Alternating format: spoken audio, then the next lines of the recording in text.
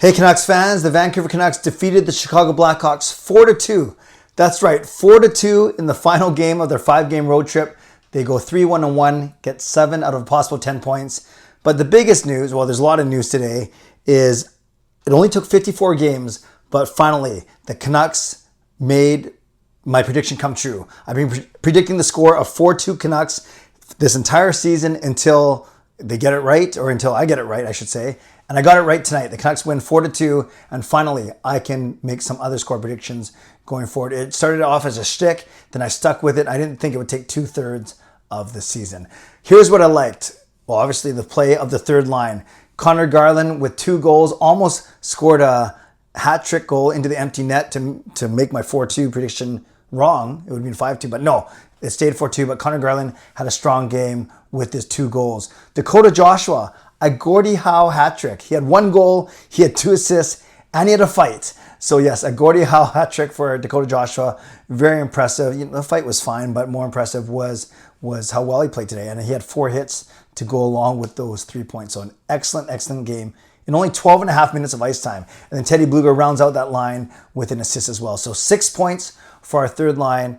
And I thought that they were outstanding. Thatcher Demko was outstanding. Sure, he let in 2 goals, but neither of them were his fault. I thought he did a really good job, and he made some pretty tough saves when he had to. Wasn't overly busy, 21 saves on 23 shots, but it's still a part of the Canucks game I liked.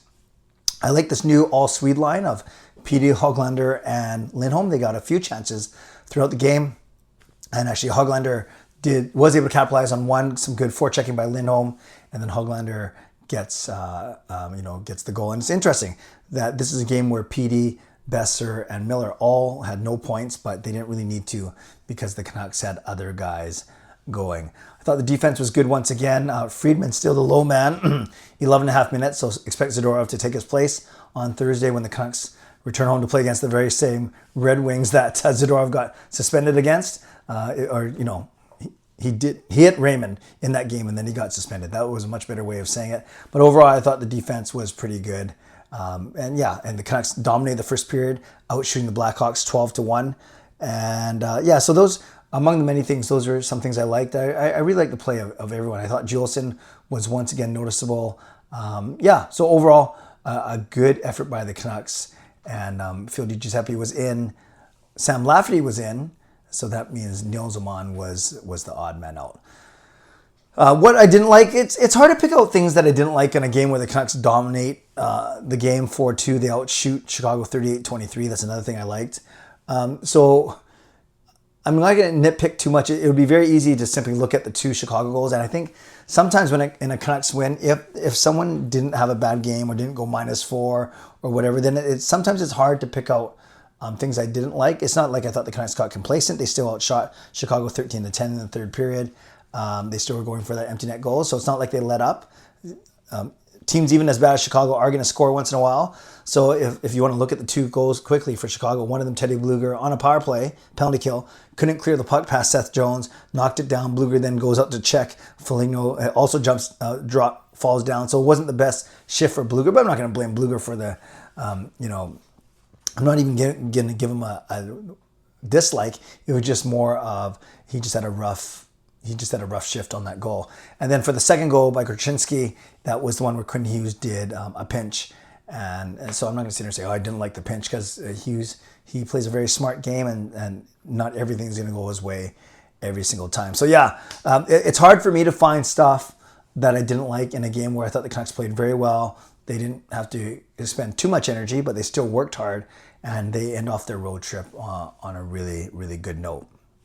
Now, one other thing, I kind of hinted at this a bit earlier, and that is indeed Phil Kessel working out. I didn't even hint at it. I vlogged about it because Patrick Allvin, he didn't hint at it. He basically said through Canucks Twitter that Phil Kessel is working out in Abbotsford, and then we'll see what happens from there.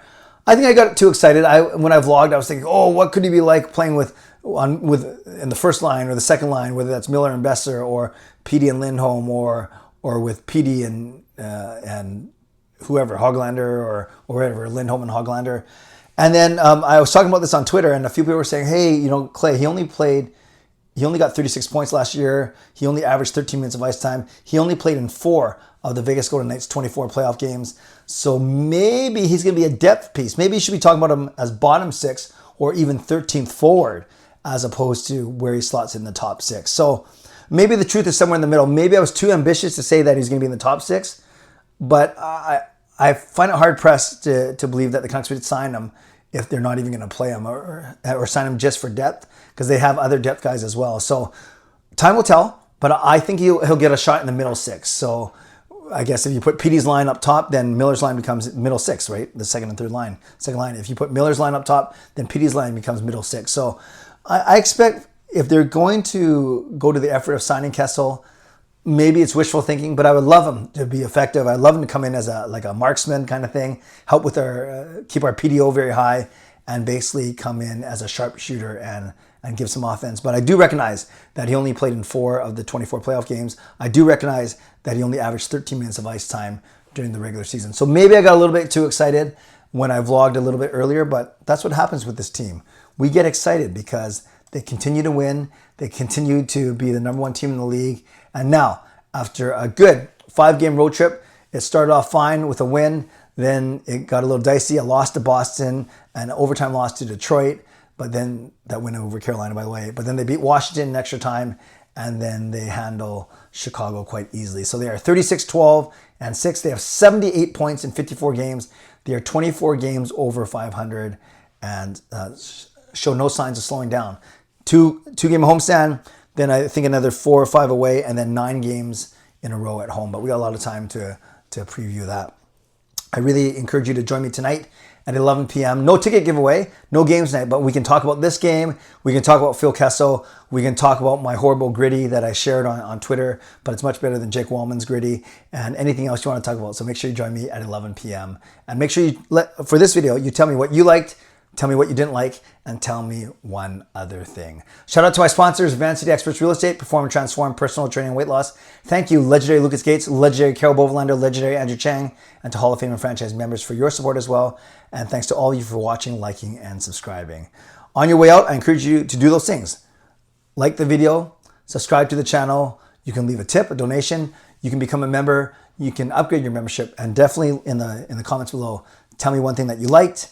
Tell me one thing that you didn't like about tonight's game, and tell me one other thing, whether it's Phil Kessel or me finally hitting my 4-2 score prediction. I think most of you thought it was a fun little shtick. I think a couple of you were getting sick of it, but now I'll do some real predictions going forward for future games. All right, Canucks fans, I hope to see you tonight at 11 p.m. Stay safe, stay healthy, take care of yourselves, and take care of each other. And no gritty for me. I still recovering from a ruptured Achilles tendon. God bless.